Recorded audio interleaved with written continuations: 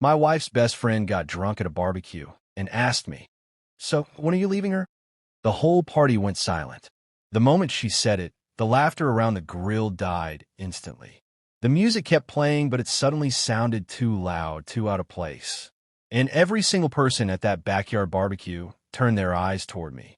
I was still holding a plate of food in my hand when Sloane Harrington leaned closer, her wine glass dangling loosely between her fingers.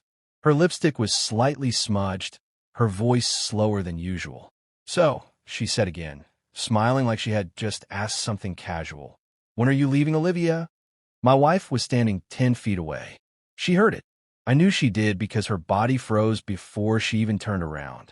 I didn't answer right away, because I wasn't sure if I had heard her correctly. Let me take you back a few hours earlier. It was supposed to be a normal Saturday afternoon in our neighborhood in Greenwich, Connecticut. The kind of barbecue where everyone brings something, pretends to relax, and quietly compares lives. My wife, Olivia Whitfield, had spent the entire morning preparing. She always did. Perfect salad, perfect dress, perfect smile. And Sloane Harrington was her best friend since college. The kind of friendship people admired. Or at least, that's what it looked like on the surface. But something had always felt off. Sloane didn't just admire Olivia. She studied her, copied her tone, her style, even the way she laughed. And sometimes, when she thought no one was looking, she looked at me in a way that lingered just a second too long. I had ignored it for years, because it felt easier than questioning it. Back to that moment. The entire party was quiet. Someone near the pool awkwardly cleared their throat.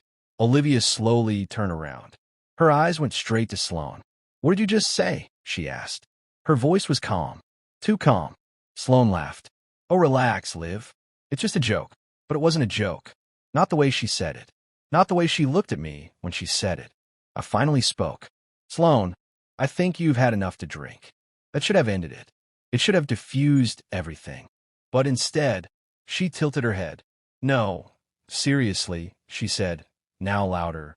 "Don't you ever feel like you're just stuck?" Now everyone was watching. Not just listening, watching. Olivia stepped closer. "Excuse me." Sloane's smile faded slightly. "You deserve more than this perfect little life, don't you?" she said to me. "Or is it all just performance?" That word hit something. Performance. Because if I'm being honest, there were moments when it did feel like that. But I would never say it out loud. Not here. Not like this. Olivia's eyes shifted toward me. And for the first time that day, she wasn't looking confident. She was searching. "Let me ask you something. If you were in my place, would you shut it down immediately? Or would you say what you've been holding in for years?" "Il chose silence." And that was my first mistake. Sloane saw it. She saw the hesitation. And that's when everything changed. She straightened up slightly, her tone sharper now. "You see," she said, pointing lightly in my direction. He didn't deny it.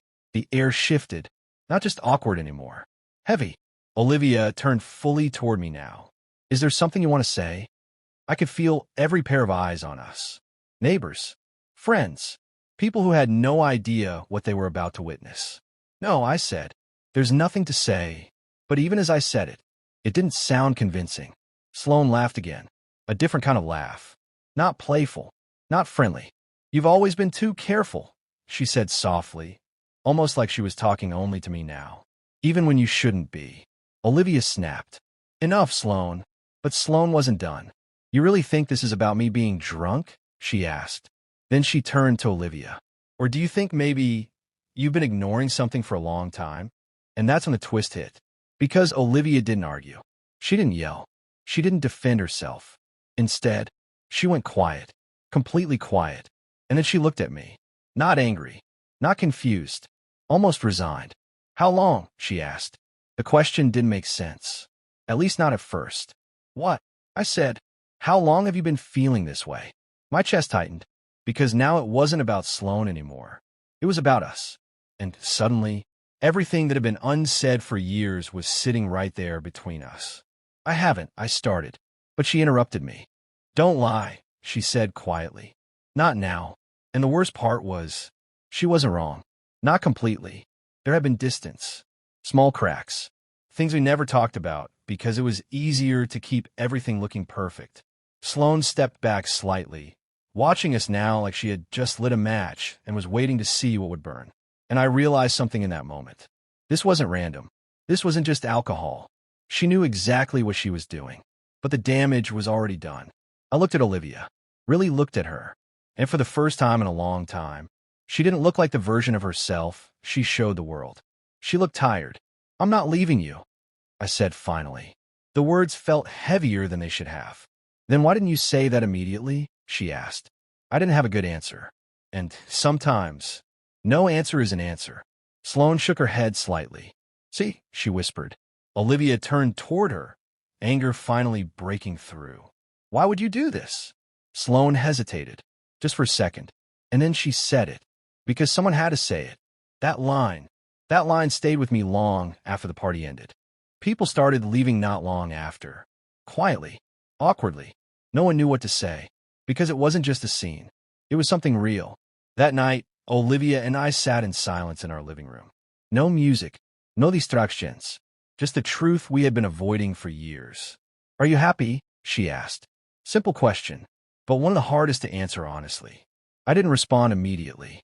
And this time, she didn't rush me, because she already knew. And maybe that was the real problem all along. We both knew things weren't perfect. We just chose not to look too closely. Let me ask you something else. Is a relationship stronger because it looks perfect or because it survives moments like this? That night didn't end with a dramatic decision. No one walked out. No one packed bags. But something shifted. Not broken. Not fixed. Just exposed. And sometimes that's the most dangerous place to be. What's your personal reflection? If you were in his place, would you have defended your marriage instantly or admitted the truth in front of everyone?